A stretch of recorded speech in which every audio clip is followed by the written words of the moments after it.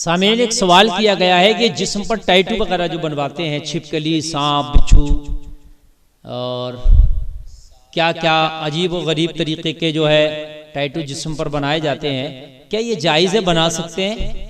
तो मैं बता दूं, ये जायज़ तो किसी कीमत नहीं हो सकते। उसकी एक वजह यह है कि ये गैरों से मुशाबहत है। इसमें ज़्यादा अंग्रेज़, ईसाई वगैरह इस टैटू को ज़्यादा बनाते हैं और फिर ख़ासकर जो है ये बेहयाई इसमें होती है। जब टैटू जिस्म पर बना देते हैं लड़की या लड़कियां, तो फिर उस जिस्म को दिखाते भी हैं, तभी तो उस टैटू बनाने का जो है मतलब कुछ फायदा उनको होगा। अगर उसको ढक लें वो कपड़े से, तो फिर वो टैटू कहाँ दिखा। तो वो जो उसको बनवाते हैं, कोई पीठ पर बनवा लेते हैं, अब तो लड़कियां भी बहुत बनवा रही हैं, पेट पर, छाती पर या बाजू पर।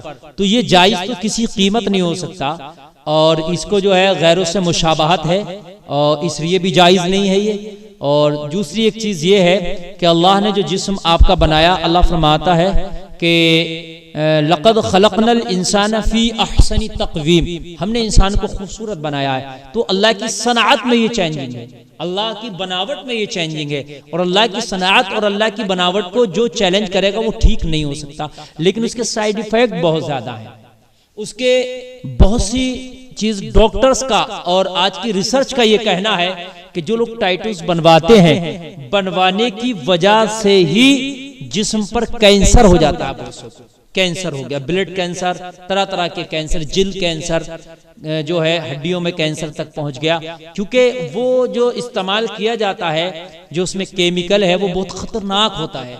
वो इतना खतरनाक होता है, इतना खतरनाक होता है कि उससे बहुत से बड़े मर्ज भी पैदा होने के खदशात बढ़ जाते हैं। कैंसर के अलावा भी और मर्ज होते हैं। और फिर बुढ़ापे में वो टैटू जो है बहुत बुरा लगता है, वो लटकी हुई खाल अजीब सा लगता है। तो जो कुदरत ने आपको जिस्म दिया है उसमें आप चैलेंज ना करें, उसमें चेंजिंग करने की कोशिश ना करें, वगरना तो बहुत बहुत टैटू बनवाने वाले मैंने देखा है, बड़े बड़े पैसे वाले, कि वो बड़े बड़े मर्जों में मुब्तला हो गए और फिर जब इसका इन्फेक्शन होता है तो सामीन इतना खतरनाक उसका इन्फेक्शन होता है कि फिर उसमें जितना दवा का इस्तेमाल करो, जितना उस दवा खाओ, उतना वो इन्फेक्शन बढ़ता चला जाता है, वो कम नहीं होता है। हमारे बहुत से मुसलमान भाई भी ऐसे हैं कि वो फिल्मों को देख करके और अंग्रेजों को देख देख करके उनके अंदर टैटू बनवाने का शौक पैदा हो रहा है और वो बनवा रहे हैं अपने।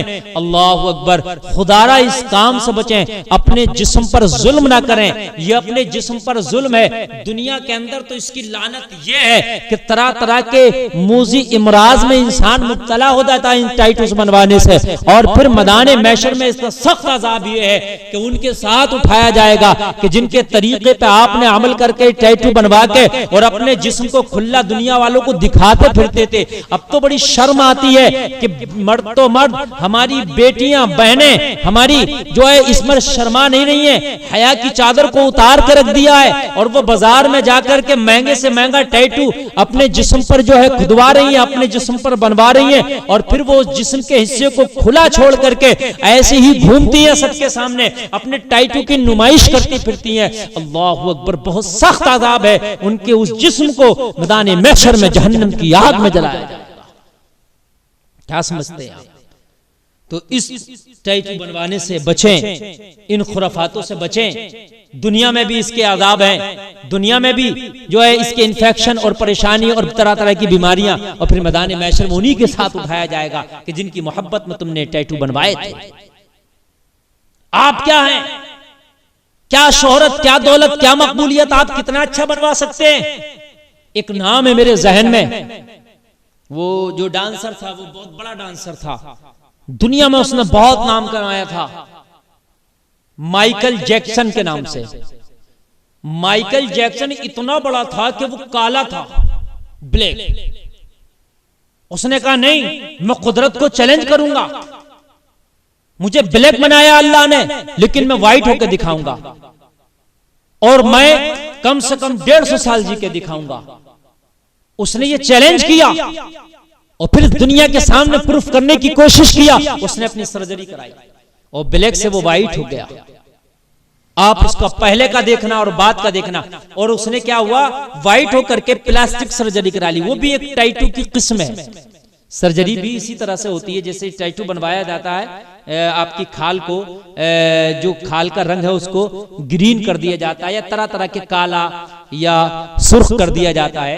तो टैटू भी इस तरह से खाल में आपके कलर को बदल देता है। ऐसे ही जैसे टैटू बनता है ना, ऐसे ही एक तरह की प्लास्टिक सर्जरी होती है ये, जो जिस्म के कलर को बदल देती है।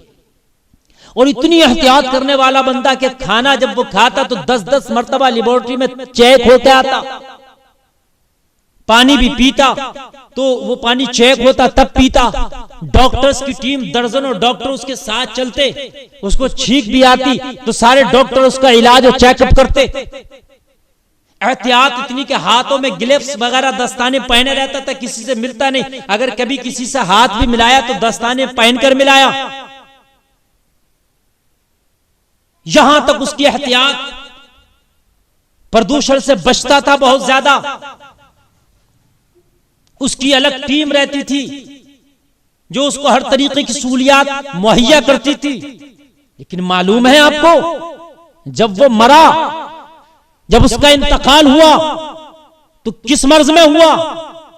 डॉक्टर्स का कहना था कि इसने जो ये सर्जरी कराई है, प्लास्टिक सर्जरी, इससे इसकी बॉडी में इतना इन्फेक्शन हुआ है कि उस इन्फेक्शन को दबाने के लिए जो ये टैबलेट्स, जो दवाई खाता था, जो मेडिसिन लेता था, उस मेडिसिन से वो साइड इफेक्ट इसके अंदर हुआ कि जिसकी वजह से इसकी सांसों पर असर पड़ गया और ये इंतकाल कर गया।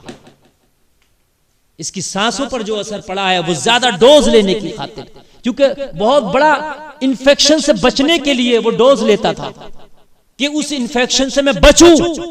उसी की वजह से उसकी सांस लेने में उसे तकलीफ हुई और उसकी जो खास डॉक्टर्स थे, जो डॉक्टर्स की टीम थी जो उसके करीब रहती थी, उनका बयान है कि फिर वो सांस की तकलीफ की वजह से, उस इन्फेक्शन की वजह से फेफड़ों तक उसके इन्फेक्शन हो गया दवाई मेडिसिन लेने से।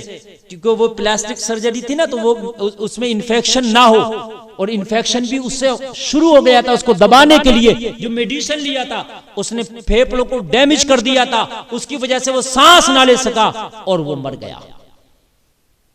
अब बताइए, उससे ज्यादा आप पर पैसा नहीं हो सकता। क्या करेंगे आप ये टैटू बनवा करके? क्या करेंगे इन सर्जरियों को करा करके? अल्लाह फरमाता, लक़द खलक़नल इंसान फी अहसनि तक़वीम, हमने इंसान को अच्छी सूरत में पैदा किया है। तो अल्लाह ने जो पैदा कर दिया उसको चैलेंज ना करें, उसी पर शुक्र अदा करें और उसी पर कायम रहें। अल्लाह ने जैसा बनाया आप खूबसूरत है। बहुत से लोग कहते हैं कि माइकल जैक्सन आखिरी उम्र में ईमान ले आया था। यह रिवायत कहीं से कहीं तक साबित नहीं है। ये बात, ये सबूत इस बात का कि वो ईमान ले आया था, इसका कोई सबूत नहीं है। ना उसने ऐलान किया था, ना उसके जो करीब रहते थे उनमें से किसी ने ऐलान किया कि वो आखिरी वक्त में ईमान ले आया। ये अपनी तरफ से लोग गढ़ के बयान करते हैं। बाकी अल्लाह बेहतर जानता है कि वो ईमान लाया था कि नहीं लाया था, अल्लाह जानता है। आखिर में वो जानता है, क्योंकि जब आखिर में उसका इंतकाल हुआ तो उसको मिलने नहीं दिया गया था उससे किसी को भी, वो अकेला था। तो अब अकेले में अगर ईमान ले आया तो वो रब जानता है या वो जानता है, लेकिन बाकी इस तरह की कोई खबर या इस तरह का कोई सबूत नहीं मिलता कि वो आखिरी उम्र में ईमान ले आया। तो लोग वैसे ही मनगढ़ंत कहानियां शुरू कर देते हैं।